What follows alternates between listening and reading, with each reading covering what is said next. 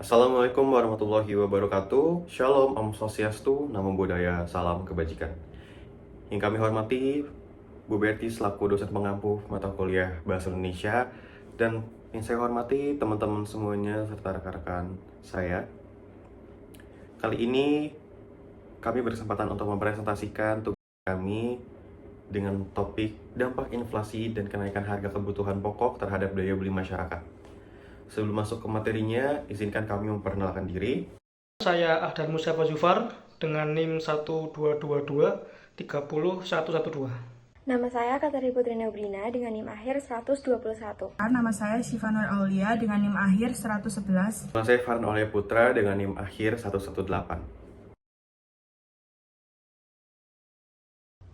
Pada latar belakang ini, saya akan menjelaskan mengapa isu inflasi dan daya beli masyarakat menjadi sangat penting untuk dikaji. Seperti yang kita ketahui, saat ini kita hidup dalam kondisi ekonomi global yang belum sepenuhnya stabil, terutama setelah melewati masa pandemi. Gejolak tersebut berdampak langsung pada perekonomian nasional. Salah satunya terlihat dari adanya peningkatan inflasi. Inflasi ini sangat mempengaruhi daya beli masyarakat, terutama dalam pemenuhan kebutuhan pokok seperti pangan, energi, dan transportasi. Di Indonesia sendiri, inflasi ini banyak dipicu oleh fluktuasi harga kebutuhan pokok. Komponen ini menjadi penyumbang terbesar dalam laju inflasi dan dampaknya paling terasa oleh masyarakat yang berpenghasilan rendah dan menengah. Mengapa demikian? Karena sebagian besar pendapatan mereka habis untuk memenuhi kebutuhan dasar, sehingga ketika harga-harga naik, daya beli mereka langsung tergerus. Penurunan daya beli ini tidak bisa dianggap sepele, karena ikut berdampak pada konsumsi rumah tangga yang sebenarnya merupakan pendorong utama pertumbuhan ekonomi Indonesia. Jika konsumsi menurun, maka pertumbuhan ekonomi secara keseluruhan pun akan terhambat. Oleh karena itu, diperlukan langkah-langkah strategis untuk merespon kondisi ini. Beberapa di antaranya ialah kebijakan pengendalian harga, subsidi tepat sasaran, penguatan ketahanan pangan, dan juga peningkatan literasi keuangan kepada masyarakat agar mereka mampu beradaptasi dengan tekanan ekonomi yang ada. Berdasarkan alasan-alasan tersebut, kajian ini menjadi penting dilakukan agar kita tidak hanya memahami dampak inflasi terhadap daya beli, tetapi juga dapat merumuskan solusi kebijakan yang tepat dan berkelanjutan. Ya, pada bagian ini saya akan membahas beberapa rumusan masalah yang menjadi dasar dalam penelitian ini. Rumusan masalah ini dirancang untuk menggambarkan permasalahan utama yang berkaitan dengan pengaruh inflasi terhadap daya beli masyarakat, terutama di Indonesia. Rumusan masalah yang pertama yaitu bagaimana pengaruh inflasi terhadap daya beli masyarakat, khususnya kelompok berpenghasilan rendah dan menengah. Dan yang kedua, apa saja faktor utama penyebab inflasi terkait kenaikan harga kebutuhan pokok. Yang ketiga, bagaimana hubungan fluktuasi harga kebutuhan pokok dengan penurunan daya beli rumah tangga.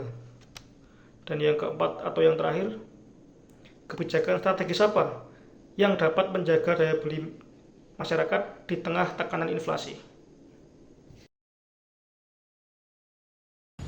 Baik, untuk poin berikutnya adalah tujuan penelitian.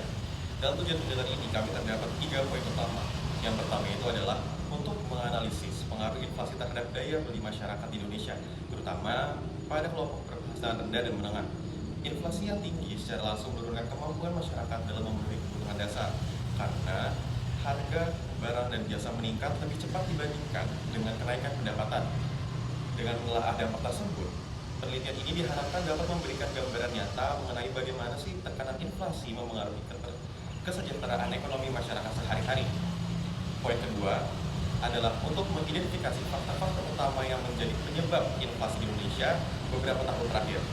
Fokus utamanya diarahkan pada komponen-komponen yang paling berkontribusi terhadap inflasi, seperti harga makanan, energi, bahan transportasi sekalipun.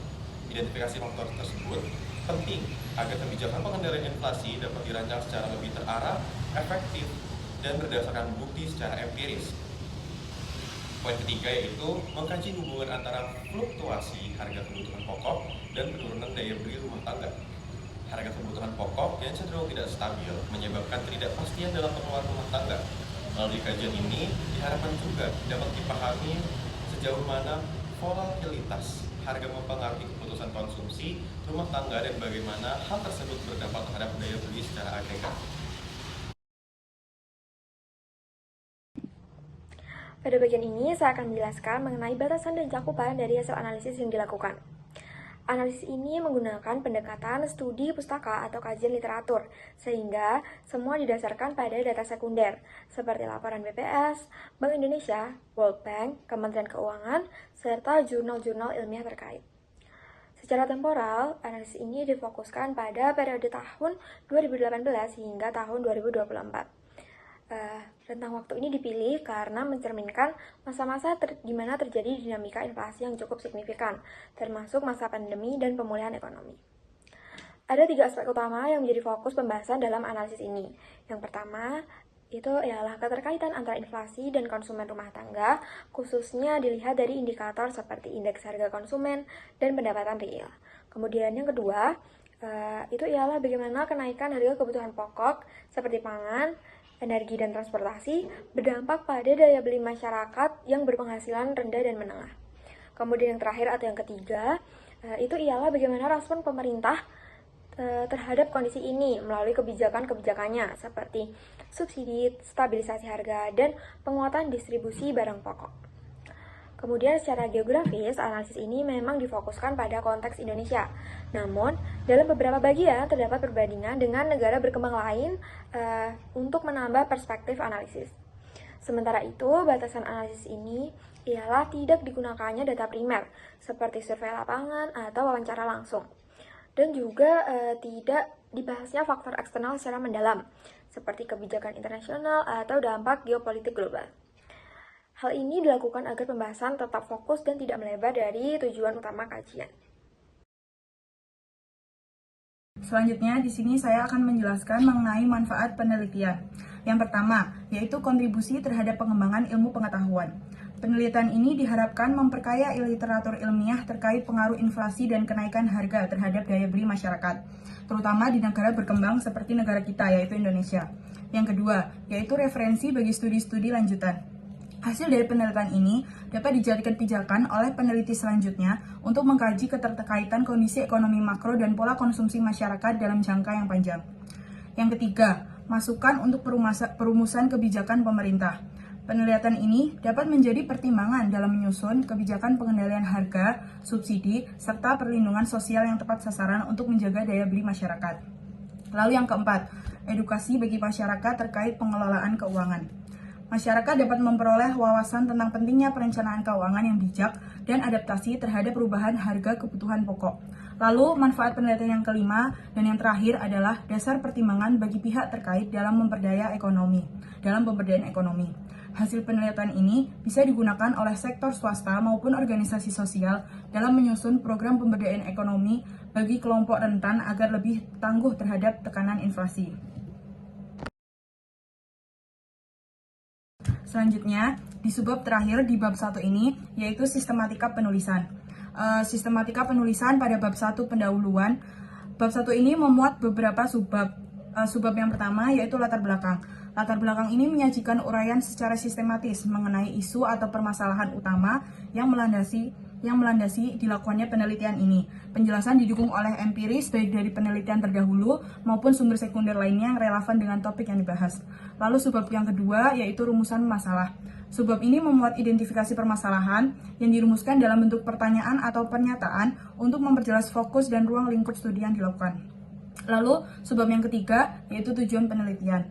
Di tujuan penelitian ini menjabarkan secara singkat dan jelas sasaran utama yang hendak dicapai melalui penelitian ini, baik dari segi teoritis maupun aplikatif. Lalu subbab yang keempat yaitu ruang lingkup dan batasan penelitian.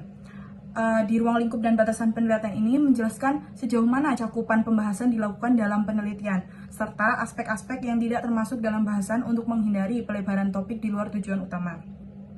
Lalu subbab yang kelima yaitu manfaat penelitian. Manfaat penelitian ini menguraikan kontribusi yang diharapkan dari hasil penelitian, baik dalam pengembangan ilmu pengetahuan maupun dalam konteks praktis di lapangan. Lalu subbab terakhir di bab 1 ini yaitu sistematika penulisan. Sistematika penulisan ini menggambarkan susunan atau struktur mulai dari bab 1 hingga bab penutup. Lalu di bab 2, yaitu tinjauan pustaka.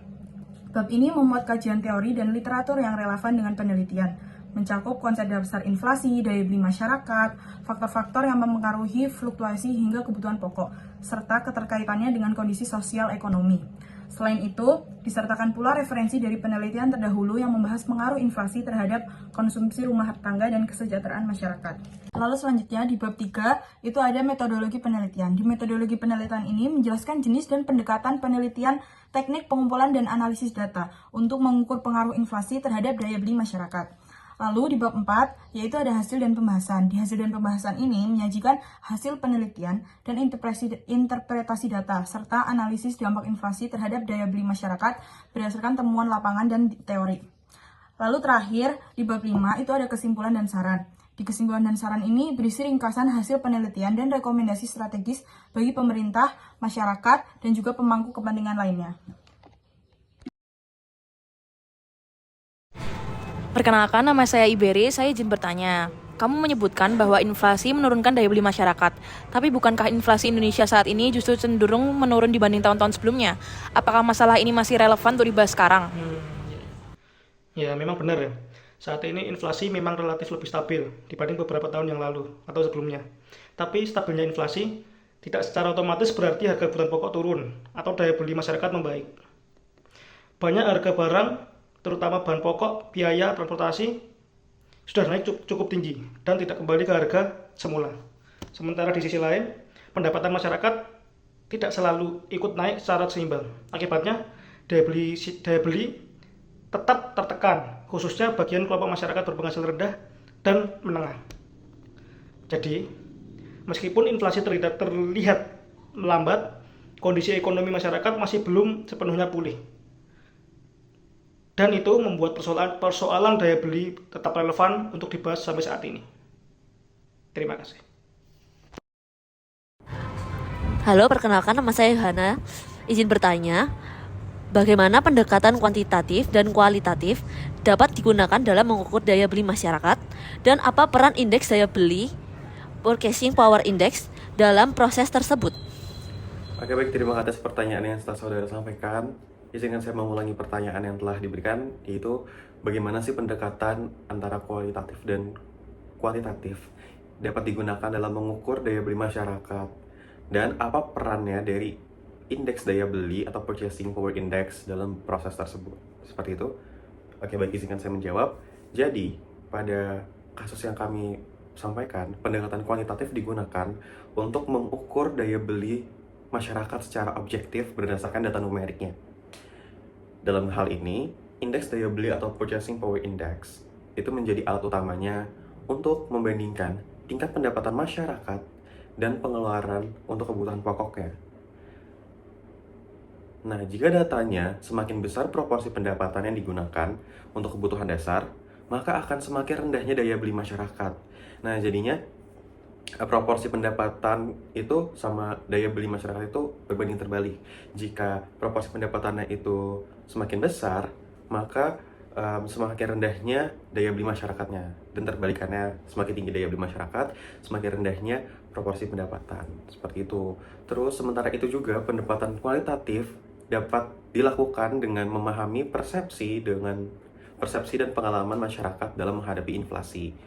Misalnya melalui survei konsumen, terus kita juga bisa melalui wawancara terhadap masyarakat juga, seperti itu. Survei ini juga bisa dinilai survei ini juga dapat menilai apakah masyarakat merasa mampu memenuhi kebutuhan sehari-hari sebelum dan sesudah terjadinya kenaikan harga, seperti itu.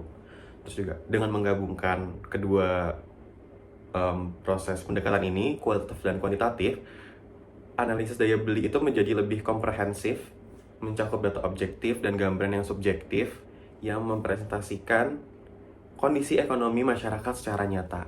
Seperti itu. Apa aku sudah menjawab?